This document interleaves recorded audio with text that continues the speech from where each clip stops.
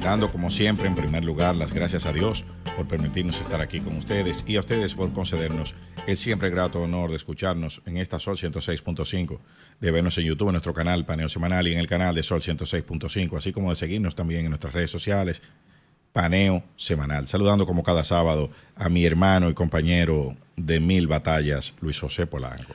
Muy buenos días, Eliseo, y muy buenos días a todos nuestros queridos y amables teleoyentes que nos dispensan el favor de su audiencia, como todos los sábados, de 10 a 12 meridiano, en su programa Paneo Semanal.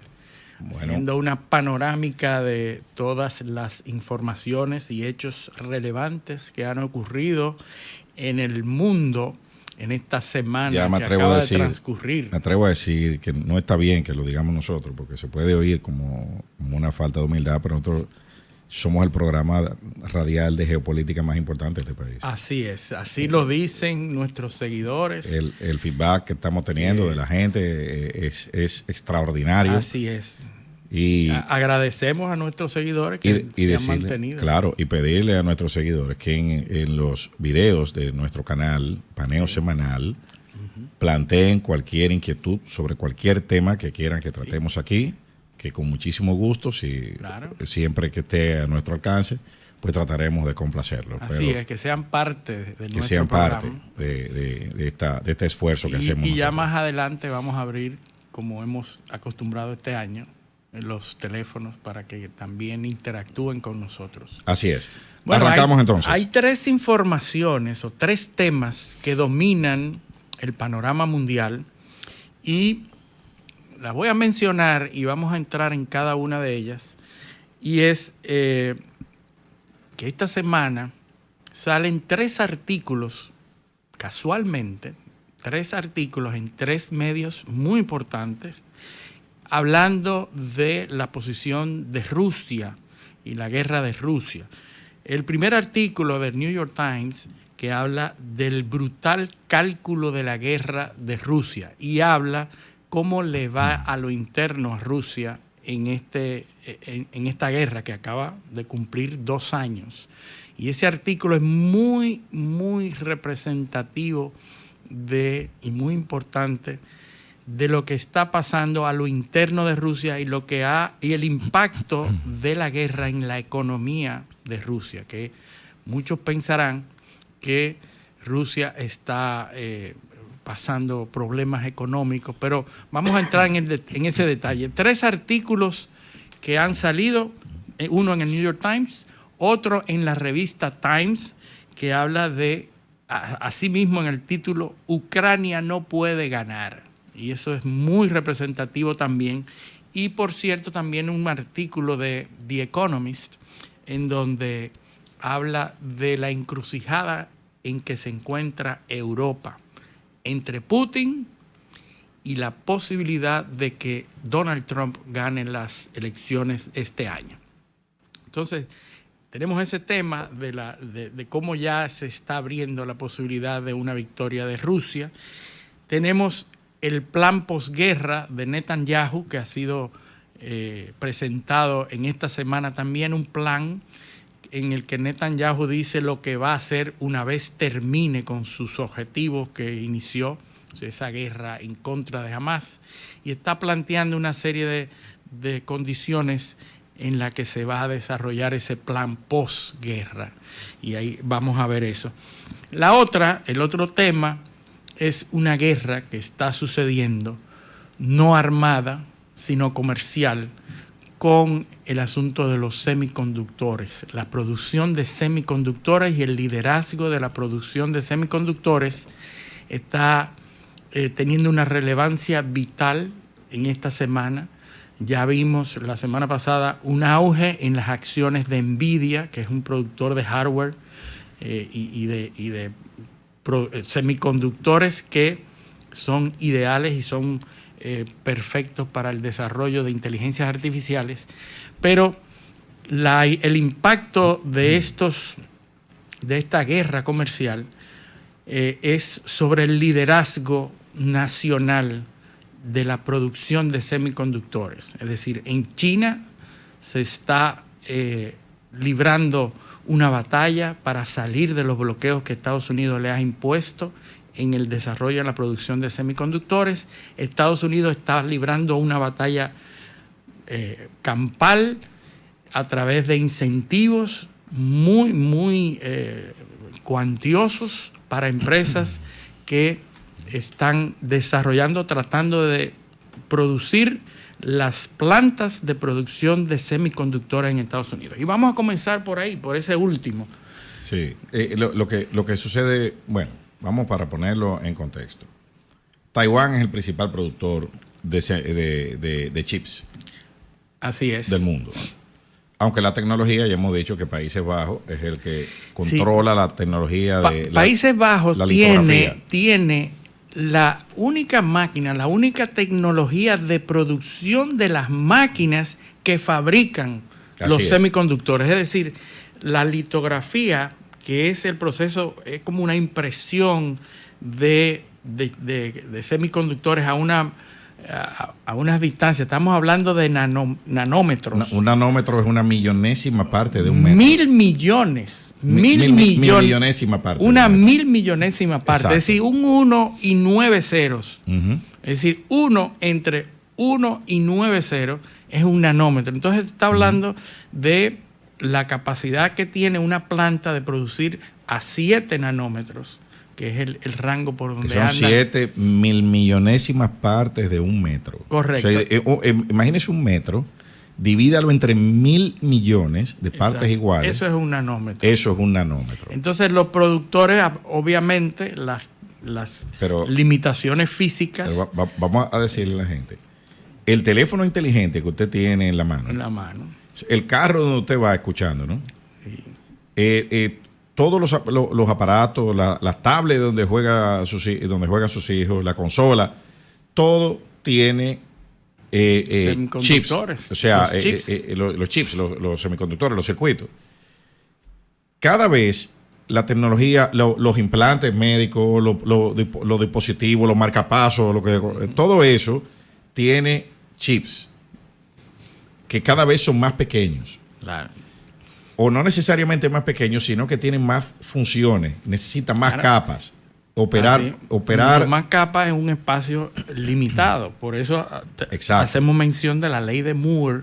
La ley de Moore es un tecnólogo que en algún momento dijo y predijo que la capacidad o la cantidad de transistores que se iban a poner en un espacio, en un chip, iba a duplicarse cada 2 años. Es decir, la ley de Moore se ha venido cumpliendo de los 1950, 60, 70 hasta la fecha. Obviamente estamos llegando a los límites físicos. Bueno, creemos nosotros. ¿Verdad? Creemos nosotros que estamos llegando. Falta la computación cuántica, que es el otro nivel. El asunto es que todo eso corre en un aparato físico. Sí. Que son los transistores, y en la medida que tú pones más transistores en menor espacio, pues toda la capacidad se aumenta. Entonces como todo lleva transistores en la era de la hiperconectividad, esa industria se ha vuelto vital, altamente estratégica. ¿Qué pasa? Que Taiwán es el líder mundial y Taiwán estamos, yo creo que ante los últimos años de que Taiwán sea considerado, o de la configuración actual de Taiwán. Sí. La China... El Estado con dos binacional. No, bueno, el principio ya prácticamente aceptado por la comunidad internacional es una China, 2 sistemas. 2 sistemas. Entonces, cada vez más Taiwán se encuentra, vamos a decir, yo no voy a decir aislada, pero bajo ese esquema de la comunidad internacional. Ya solamente hay menos de 10 países ya que tienen relaciones diplomáticas bilaterales con Taiwán. Entonces, ante ese avance de los chinos, que analizamos aquí hace unas cuantas semanas, cuando se produjeron las elecciones de Taiwán, donde el partido pro-chino obtuvo más de un 30% de los votos, más de un tercio. Sí, aumentó. Decíamos, es muy probable que en el futuro los chinos logren electoralmente revertir el tema, el estatus especial que tiene Taiwán ahora y que no haya que invadirlo. Claro, por eso recuerda que Xi Jinping en su convención del partido hace unos años, cuando cumplió 100 años, sí, prometió, y eso fueron de sus promesas de campaña, prometió la vuelta a la patria. No, que está en el documento de Taiwán. En el documento estratégico del gobierno chino, a propósito de los 100 años, uno de los postulados es la reunificación total del territorio. Sí, sí. Una China, dos sistemas. Ya incluso dice en ese documento, entre las cosas que dice, es que ya China tiene un ejército capaz de defender la integridad de su territorio, o sea, para garantizar la unificación y enfrentar las amenazas externas. O sea, eso en los años 70 u 80, esa no era la realidad. Claro. O sea, ellos dicen, ahora ya nosotros tenemos esto y seguimos con nuestro propósito. Ese es uno de la integridad territorial. Entonces, viendo eso, los Estados Unidos y el resto del mundo está viendo que es inminente que China tome el control de ese territorio y por ende de esa capacidad industrial. Pero que tampoco China ha dejado de desarrollar su propia tecnología en paralelo a Taiwán. China en el 2022 anunció un programa de 136.000 millones para desarrollar internamente la fabricación de microconductores o semiconductores. Ahora, ¿qué es lo que ha pasado, Luis? Que Occidente, para tratar de frenar el avance chino, le ha puesto una serie de sanciones que bloquean el acceso a esa tecnología de punta, se lo facilitan a Taiwán, pero no a China. Una impresora de esa litografía que mencionamos hace unos minutos cuesta más de $100 millones por unidad. Pero no puede ser exportada a China. Los chinos no la pueden comprar. Entonces ahí hay un tema que ha ralentizado un poco. ¿Qué pasa? Que así como los chinos están tratando de desarrollar esa tecnología, Estados Unidos se ha visto en una desventaja estratégica. Sobre todo geopolítica ante una posible invasión o apropiación de Taiwán por parte de los chinos. Pero si los chinos ocupan Taiwán, ¿qué es lo que acelera pierden completamente toda la capacidad del dominio de esas fábricas taiwanesas. Pero ¿qué es lo que acelera todo esto? El COVID. Sí. Cuando se da la pandemia, que se cortan todas las líneas de suministro, de repente, todas las empresas norteamericanas, especialmente el sector automotriz, sufrió bastante. Problemas logísticos. Porque mucha de la tecnología venía de ahí. Entonces, ahí es que despierta el tema. No, pero aquí hay que desarrollar una industria propia. Local. Lo que era el acero en la Segunda Guerra Mundial, que todo el mundo tenía acero para hacer armas y para hacer de todo, ahora son los chips, que no solo sirven para hacer armas, sino para prácticamente todos los componentes de los industriales que se requieren hoy en día. Entonces, y que nosotros hemos hecho la relación de armas, gérmenes y acero. Armas, gérmenes y acero, míralo ahí. Y le estamos ahora agregando los semiconductores. Exactamente, pero fíjate, germen, semiconductor. Mira, estamos hablando de pandemia. COVID. Exacto. Es el mismo ciclo. Es el mismo ciclo. Entonces, Estados Unidos necesita una industria. Pero una cuestión de urgencia. Entonces, ¿a quién tiene los Estados Unidos? Intel pasan una ley en el Congreso norteamericano. Hay una se llama CHIPS, la ley CHIPS, la ley de ciencia y chips. Exactamente. Y tiene el acrónimo, porque en realidad el acrónimo es Creating Helpful Incentives to Produce Semiconductors. Exacto. Es decir, CHIPS. CHIPS, CHIPS. Pero entonces, es para incentivar la producción de semiconductores. Eso tú sabes lo que es que esa ley es financiamiento gubernamental para ese sector estratégico. Recuerda que aquí hemos hablado del DARPA en Estados Unidos. Sí, donde nació el Internet. El DARPA, Defense Advanced Research Program Project Agency, Algo así es el acrónimo. Ujú. La mayoría de las tecnologías avanzadas en Estados Unidos son financiadas por el gobierno. Por el De gobierno hecho, y para la guerra. De hecho, hay legislación que cuando usted inventa una tecnología, la prioridad tiene que dársela al gobierno. Con una tecnología de carácter estratégico. Sí. Por Bueno, temas de seguridad eso nacional. lo vimos aplicado con las mascarillas en Estados Claro, Unidos. claro. Cuando se necesitaron las Oh, mascarillas, y lo- Estados Unidos invocó esa legislación para que los productores de mascarillas en Estados Unidos tenían Y los científicos. que favorecer el mercado norteamericano. Y los científicos de las universidades, Harvard, MIT, Sí. que fueron acusados porque fueron a trabajar para China. Sí. Porque trabajaban en el laboratorio. Pero ojo, las universidades Ivy League en Estados Unidos están llenas de chinos. De chinos becados por el gobierno chino, ¿eh? Así es. Por ejemplo, en Harvard, la segunda nacionalidad estudiantil son chinos. Son Y chinos. después de los Estados Unidos, chinos. Bueno, es que esa es la única Entonces- forma en la que los chinos pudieron acceder a la tecnología, norteamericana. Entonces, esa legislación implica en Ohio, por ejemplo, Intel está haciendo una planta.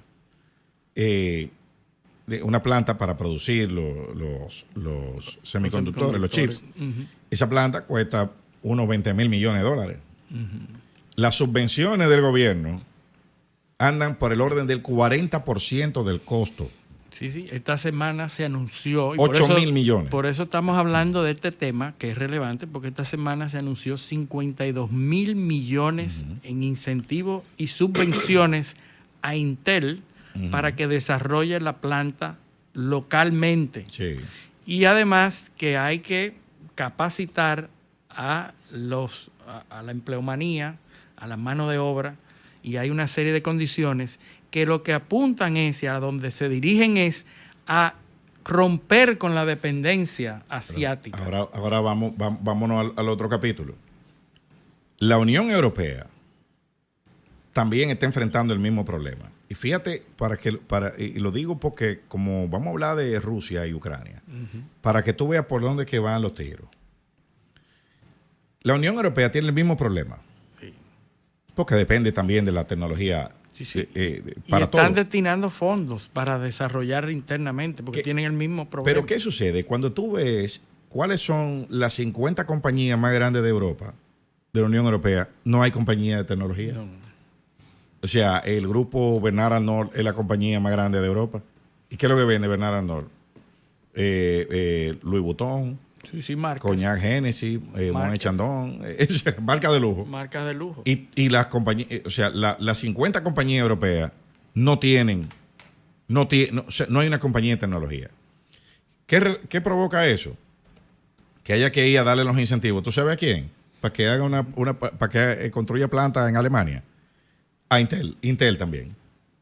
O sea, los incentivos que está dando la Unión Europea para desarrollar esa tecnología se lo está dando a empresas americanas con el único requisito, con la única condición de que se instalen en la Unión Europea. Claro. ¿Entiendes? Por el tema de localización territorial. Por la amenaza de perder esas enclaves estratégicos. Que Sí, son, es para que están decir, yo la tengo aquí, la empresa, Sí, pero no es mía, es de Estados Unidos. sí. O sea, tú estás viendo cómo es la cuestión. Por eso que muchos pensadores en Europa están hablando, y en los artículos que yo mencioné, está hablando de la necesidad de que Europa se independice de la relación de Estados Unidos Obvio. en temas militares y en temas estratégicos y comerciales. La gran perdedora de esta situación geopolítica que se está configurando es la Unión Europea, que ya venía con una crisis. Y recuerda, hay una... Joseph Stiglitz tiene un libro muy bueno del euro. O sea, el euro está destinado a fracasar. Sí. Está destinado a fracasar. ¿Por qué? Porque hay un grupo, hay dos realidades distintas que están chocando frontalmente. La realidad del norte y la realidad del sur en Europa. El norte tiene el dinero y el sur nada más tiene los consumidores. O sea, ahí tú tienes que equilibrar, además de que tú tienes más de 50 regímenes fiscales diferentes. Sí. O sea, tú tienes en la Unión Europea sitios como Países Bajos, donde tú tienes, ahí está el caso de Hilversum. Hilversum es un territorio en Países Bajos donde la tasa... ¿Es un paraíso fiscal? Claro, la tasa fiscal es de un dígito o menos. Sí. ¿Qué resulta? Donde muchas compañías norteamericanas están registradas. Claro, la compañía Apple, Nike. La cabeza de la compañía Apple, que es la que mantiene las propiedades intelectuales, que son las que ganan. Claro. Las que tienen la propiedad intelectual de las tecnologías que están usa todas Apple fuera de Estados Unidos. Están fuera de Estados Unidos en esa demarcación de Países Bajos. Y en Jersey Island, y donde Lewis Hamilton tenía el yate en Chipre. Todos esos territorios están en la misma zona. Así a pesar de que Chipre no es miembro de la Unión Europea. Tú decías del euro. Imagínense la posición de fuerza que está perdiendo el euro si el dólar está en un proceso también de cuestionamiento ante el surgimiento de los BRICS que proclaman una nueva moneda internacional. Y la pérdida de la capacidad de maniobra monetaria que tienen los países de la Unión Europea. Por eso Inglaterra nunca se metió. Sí. Dejó la libra esterlina. Sí. Porque la capacidad de maniobrar a través de la política monetaria que tiene cada estado es lo que le permite lograr ciertas ventajas competitivas. Entonces, viendo ese escenario, en el tema de los transistores, los semiconductores, se plantea entonces una nueva situación de vulnerabilidad para la Unión Europea, que no solamente ya tiene problemas en su sistema de producción de alimentos, problemas de seguridad. Sí. O sea, vimos como esta semana, creo que fue Dinamarca, que anunció la transferencia de toda su reserva de piezas de artillería a Ucrania. Bueno, tienen un problema estratégico porque no... Lo que estamos viendo, yo creo que en sentido general, es un revertimiento de la globalización. Claro. Se está revirtiendo la globalización. Una deconstrucción de la globalización. No me parece que sea una deconstrucción total, sino un replanteo de las bases de la globalización. Sí. Y la falla sobre todo de los esquemas de globalización. ¿Por qué? ¿Por qué se unen los países? Para buscar garantías, seguridad y conveniencia. Pero el sistema global, por ejemplo, de protección de derechos fundamentales, está colapsado. Sí.